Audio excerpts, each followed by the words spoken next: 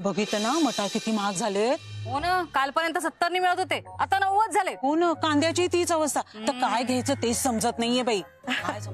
काय लेले बहिणी, काय कसल्या गप्पा रंगल्या तेवढ्या? अगं काही नाही आसावरी, भाज्यांबद्दलच बोलत होतो. किती महाग झाल्यात ना भाज्या. हो खरंच, माझा विचार करा, मला तर 4-5 किलो लागते भाजी दिवसाला. हो बाई, तू कसं मॅनेज करतेस? आता काय करणार, एक बाजारात आहे माझा रोजचा भाजीवाला, तो मला घाऊक भावानी भाजी देतो, त्यामुळे इतरांच्या पेक्षा मला जरा स्वस्त पडते. आसावरी, आमच्यासाठी सुद्धा तू त्या भाजीवाल्याकडून भाजी आणायला सांगशील का ग? नाही म्हणजे आम्हाला पण थोडं स्वस्तात मिळेल ना. हो काही हरकत नाही, नक्की करेन मी तसं. कसं जमतं ग हे तुला? नाही म्हणजे रोज 100-200 माणसाचा स्वयंपाक करायचं म्हणजे अवघडच आहे नाही. अगं एकटी नाही करत ती, तिच्या हाताखाली कामाला माणसं आहेत. हो की नाही ग ताई? हो, पण काय न लेले बहिणी, पाण्यात पडलं ना की पोहायला शिकतो माणूस. कमाल आहे बाई तुझी. तुला बरं जमलं आहे, आम्हाला कोणाला नसतं जमलंय. असं का म्हणता? आपण फक्त ना करायचा प्रयत्न करून बघत नाही, एवढंच. बरं चल, आता उशीर झाला, निघू मी. चल गो प्रज्ञा, चल, अन्नपूर्णाला जायचंय आपल्याला. मी कशाला येऊ? म्हणजे अगं उशीर होतोय ना आपल्याला, चल. काय ग प्रज्ञा, तू आसावरी ताईंकडे कामाला लागलीस की काय? प्रज्ञा, तू आणि आसावरीकडे कामाला जातेस? नाही म्हणजे काल परवापर्यंत तू आसावरी बद्दल बोलत होतीस, पुढे मागे काही ना काहीतरी, आणि आता बरी तिच्याकडे कामाला जायला लागलीस. कशाला ग तू ठेवलीस हिला आसावरी ताई कामाला? अगं हो, तिला तुला पाठीमागून बावळट म्हणायची आणि काहीही बोलत असायची. तसंही बरोबरच होतं ना तिचं. म्हणजे मला कुठे आत्मविश्वास होता ना पूर्वी, कशी होते मी. सगळ्यांसमोर नीट बोलता यायचं नाही, स्वतःचे निर्णय स्वतःला घेता यायचे नाही, खूप वेगळी होते. काय आहे ना, प्रत्येकामध्ये काहीतरी गुणदोष असतोच, पण आपण त्याच्यावरती मात करायला शिकलं पाहिजे, हो की नाही? बरं येऊ मी, चल. हो ताई, तू पुढे हो, मी भाजी ठेवून आलेच. आता कशी गोड बोलतेस का तिच्याशी? बस. बघितलं कशी. सर काय ग? निघालात? हा. कसे चाललाय? मी काय बाईक नाही. अरे विसरलो बघ. चल येतो. बरे आहात ना? हो. सर तिथे अभीज किचन मध्ये सगळ्याच गोष्टींकडे अगदी जातीने लक्ष देता तुम्ही, स्वतः उभे राहता सगळ्या गोष्टींसाठी. जमलं तर इथली सगळी टेन्शन आता घरीच ठेवून जा. काळजी करू नकोस, तुझा माझ्यावर विश्वास आहे. मी यातून नक्की काहीतरी मार्ग काढीन. ओके, सोहमची काळजी घे. बाय सोहम. बाय. येतो.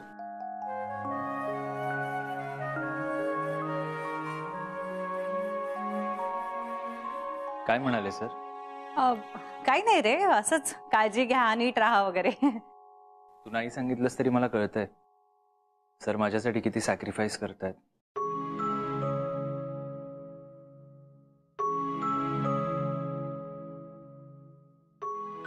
मला माहिती होतं सर मला काल पोलीस स्टेशनला नाही जाऊ देणार. काल बघितलंस ना आपल्याला अडवलं त्यांनी. आणि मला हेही माहिती आहे उद्या तशी वेळ आली ना ते सगळा ब्लेम स्वतःवर घेतील, पण मला यातून वाचवतील. सर माझ्यासाठी इतकं करतायत, आता मलाही त्यांच्यासाठी काहीतरी करायचंय. I have to make sure आई आणि सर कायम एकत्र राहतील. त्या दोघांमध्ये माझ्यामुळे डिस्टन्स येता कामा नये.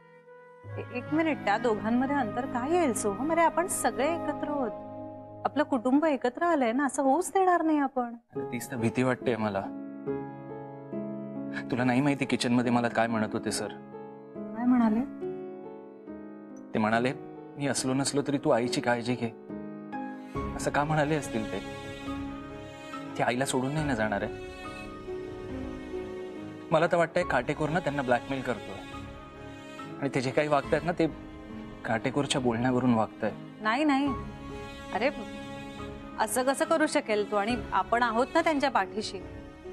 तो काटेकोर काय करू शकणार आहे? काही करू शकणार नाही तो. यू डोंट वरी.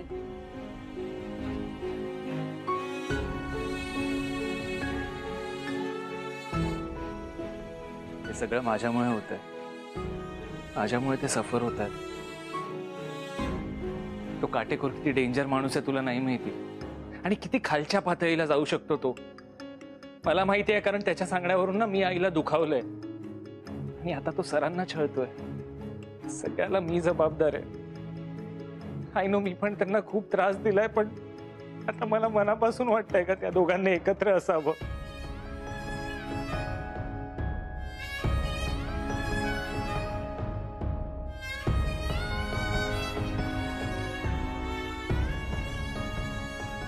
हे सोहम, आजोबा आहेत घरी, नको ऐक, रडू नकोस बरं. मी त्यांच्या आयुष्यात लहान गेलो ना तरी चालेल, पण आई आणि सर एकत्र असायला हवेत. सर आईच्या आयुष्यात आल्यापासून आई किती आनंदात आहे माहितीये. इतक्या आनंदात मी तिला कधीच नाही बघितलंय. त्या दोघांना एकमेकांपासून लांब गेलेलं मी इमॅजिन पण नाही करू शकत. ओके, तू शांत हो आणि मला सांग, आपण काय करायचंय आता? काय करूया आपण? सांगू मी? ऐकशील? बोल ना. या काटेकोरच्या त्रासातून जर का बाहेर पडायचं असेल ना, तर मला असं वाटतं मी पोलीस स्टेशनला जातो आणि सगळं कन्फेस करून टाकतो. एकदा का मी कन्फेस केलं ना, काटेकोरला ब्लॅकमेल करायला काही कारणच नाही उरणार. शुभ्रा, मला फक्त तुझी साथ हवी आहे. बाकी जे काय होईल ना ते भोगायला तयार आहे मी. ऑफकोर्स मी तुझ्या बरोबर आहे सोहम. मी कुठे जाणार आहे? अरे काही झालं तरी आपण एकमेकांपासून वेगळे नाही होऊ शकत कधीच. पण वगैरे नकोय, तू फक्त माझ्या बरोबर राहा.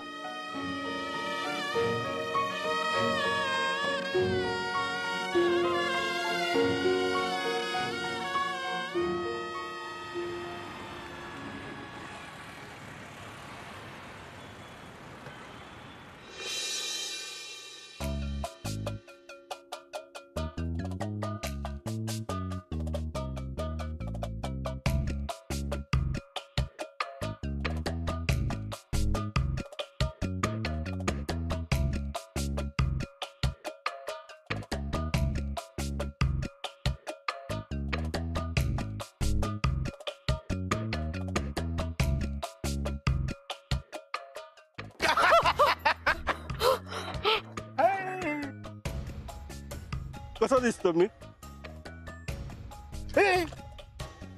घाबरली? मला काय घाबरायचं? मी कोणी परका काय? तुम्ही बाजूला व्हा बरं. जाणार नाही. किती वाट बघायला लावशील मला? आसावरी, तुला माझं प्रेम कसं दिसत नाही? हे बघा, तुम्ही बाजूला व्हा, नाहीतर मी पोलिसांना बोलवेन. पोलिसांना बोलवशील? बोला बोला ना, बोला बोला.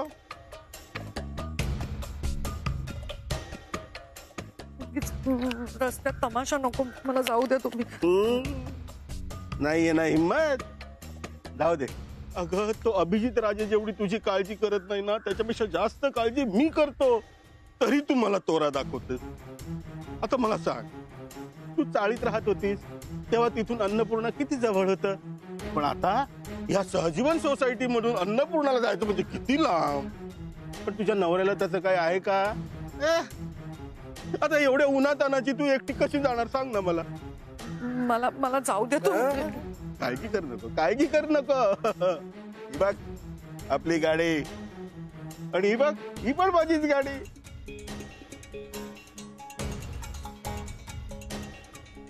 ह्या गाडीतून आपण अन्नपूर्णाचं सगळं सामान टाकून घेऊन यायचं. आता गाडीत बसायचं. एसी कार आहे, त्या गाडीत बसलं ना की विमानात बसल्यासारखं वाटतं. आई शपथ, बस ना.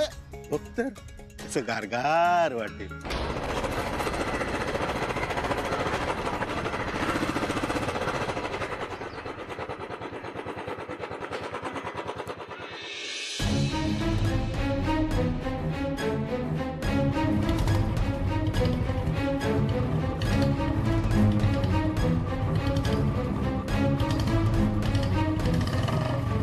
आसावरी निघायच?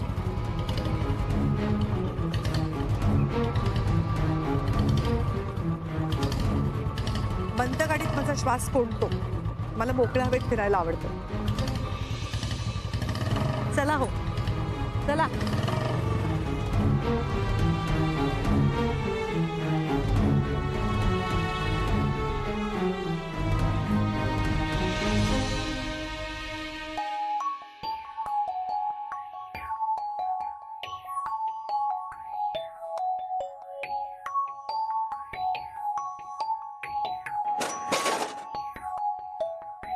सॉरी.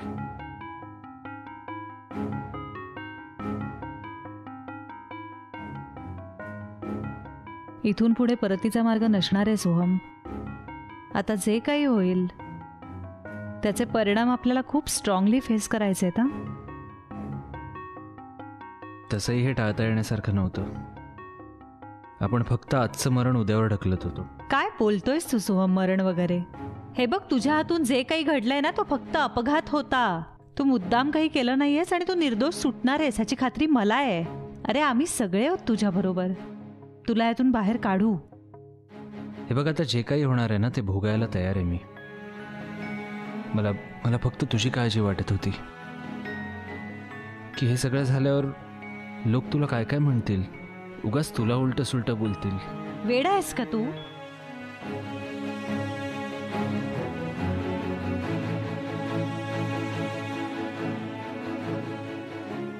अरे माझ्या डोक्यात तरी असं काही येईल का सोहम? आणि लोकांना नाही माहिती माझ्या नवऱ्याने काय केलंय. मला त्याचा खूप अभिमान आहे. सोपं नाहीये ना सोहम हे सगळं स्वीकारणं, त्याला सामोरं जाणं. पळपुटेपणा नाही केला माझ्या नवऱ्याने आणि ही माझ्यासाठी खूप अभिमानास्पद गोष्ट आहे. फरक नाही पडत मला लोक काय म्हणतील किंवा काय म्हणणार आहेत. आपण हे सगळ्यातनं बाहेर येऊ. चल.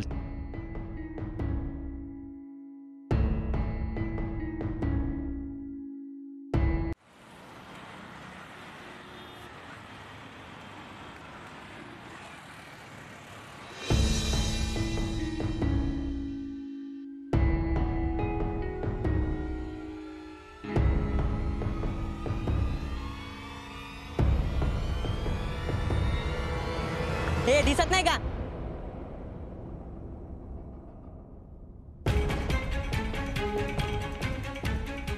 माझ्या आईबद्दल एक शब्द बोलायचा नाही, कळलं तुला?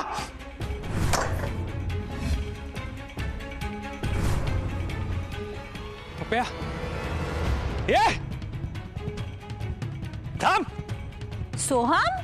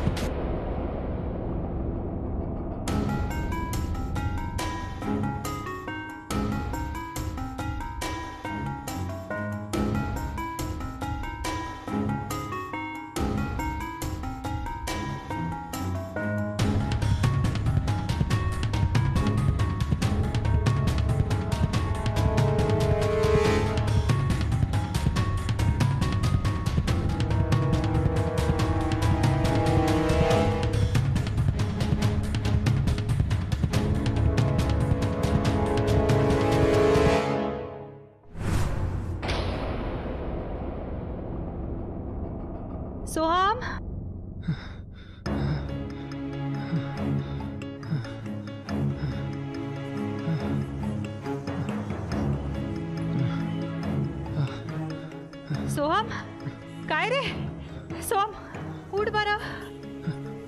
काय झालंय सोहम उभा राहा पटकन. ए सोहम तू जिवंत आहे.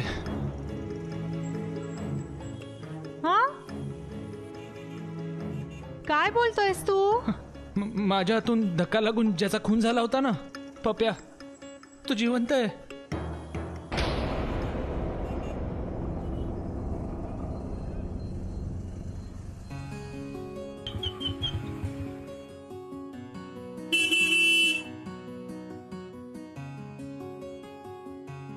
बॉस हो boss today celebrating Valentine day. दुपारी वेळेवर जेवून घ्या आणि रात्री उशीर करू नका घरी यायला. तुम्हाला माहितीये ना बाबांना खूप काळजी वाटते. नाही तर फक्त बाबांनाच काळजी वाटते की तुला पण वाटते. काय हो मग या जरा बाईक पार्क करशील का. Yes boss. अहो का अहो का त्याला किती आनंद झाला बघ. काय रे मग या. Yes boss. अरे मंगेश अहो त्याचं काय आता खुश व्हायला आणि येस बॉस म्हणाला. तुम्हाला अभिज किचनला नाही का जायचंय. आज तुझ्या बरोबर थांबीन म्हणतोय. जरा वेळ थांबतोच इथे. मग अभिज किचनचं काय. विश्वासला फोन केला होता मी. तो म्हणाला नाही आला तरी चालेल. कशाला तुम्ही जा बरं अभिज किचनला. असं नका करू. तुला मी इथे थांबलेलं नकोय का. अहो तसं नाहीये पण कशाला उगीच सुट्टी घ्यायची कारण नसताना. अरे बायकोसाठी काय करायचं तर उगीच असतं काय. अरे प्रत्येकाच्या प्रायोरिटीज ठरलेल्या असतात. माझी प्रायोरिटी तू आहेस. बरोबर चला चला. अभिजित सर. अभिजित सर आज तुम्ही इथे म्हणजे आज काहीतरी स्पेशल खायला मिळणार. हो हो नक्की मिळेल. म्हणजे सर इथे नसतील तर तुम्हाला स्पेशल मिळत नाही का खायला. अहो तसं नाही ताई. अभिजित सर सेलिब्रिटी शेफ आहेत ना त्यामुळे जर त्यांच्या हातचं स्पेशल खायला मिळालं असतं ना तर अजून आनंद झाला असता. बसा ना तुम्ही बसा. नक्की काहीतरी स्पेशल मिळेल ना त्यांच्या हातचं खायला. हो हो चालेल.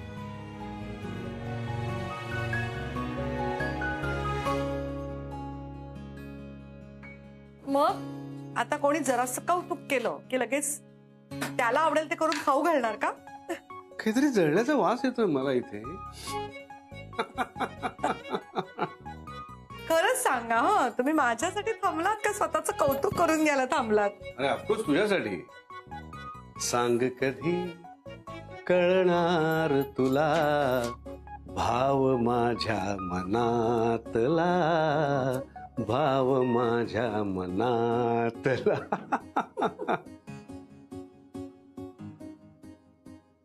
कसं सांगू तुला हसावरी. काटेकोर कधी येऊन काय करेल याचा नेम नाहीये म्हणून तुला सोडून कुठे जावंसच वाटत नाही. काय बोलतोयस तू सोहम. तुझ्या हातून अपघाताने एक माणूस मारला गेलाय. या गुन्ह्याची कबुली द्यायला आपण पोलीस स्टेशनला निघतो. त्यानंतर तुला एका माणसाचा धक्का लागतो. तू त्याच्या मागे धावत सुटतोस. आपण इथे पोहोचतो आणि तुझं म्हणणं आहे जो माणूस मारला गेला होता तो माणूस होता हा. हा म्हणजे मी ज्याला धक्का मारला ना तो जिवंत आहे. तो मेलाच नाहीये. शुभ्रा म्हणजे माझ्या हातून गुन्हा घडलाच नाहीये. एक मिनिट मला ना काही कळत नाहीये सोहम. अरे तू म्हणालास ना काटेकोरकडे एक व्हिडिओ आहे ज्या व्हिडिओमध्ये क्लिअर दिसतंय. म्हणजे त्या व्हिडिओमध्ये बघून कळतंय की तुझ्या हातून कुणीतरी मारला गेलाय. मग तो माणूस जिवंत कसा असेल ते मलाही कळत नाहीये शुभ्रा. पण अगं तोच माणूस होता. तू विश्वास ठेव ना माझ्यावर शुभ्रा. विश्वास ठेव ना तू प्लीज. मी अविश्वास नाही दाखवते तुझ्यावर पण तू खूप ओव्हर स्ट्रेस्ड आहेस का या सगळ्या सिच्युएशन मध्ये. म्हणजे कदाचित तुला भास झाला असं काही होऊ शकतं का. नाही असं कसं होणार शुभ्रा. अगं मला धक्का लागला त्याचा. मी बघितला तोच होता शुभ्रा. अगं मला सांगतो तो मला बघून पळाला का असता. मग तो नसता तर तोच होता म्हणून तो पळाला. मग मला तुला कॉन्ट्राडिक्ट नाही करायचंय पण सोम रस्त्यामध्ये चालताना जर असं अचानक एक माणूस आरडाओरडा करून आपल्या मागे लागला तर आपण घाबरूनही पळू शकतो. नाही यार मी खोटं बोलत नाहीये यार. प्लीज अंडरस्टँड मी शुभ्रा. ऐक मी नाही तुला खोटं बोलतोय असं म्हणत नाहीये पण सोहम मी फक्त दुसऱ्या बाजूने विचार करायचा प्रयत्न करते. म्हणजे देव करवडी हा तोच माणूस असू दे तोच निघू दे पण जर हा तो माणूस नसेल तर त्याचा त्रासही तुलाच होणार आहे ना. विचार कर बरं शांतपणे. आय थिंक हा तोच होता. म्हणजे मला असं वाटतंय.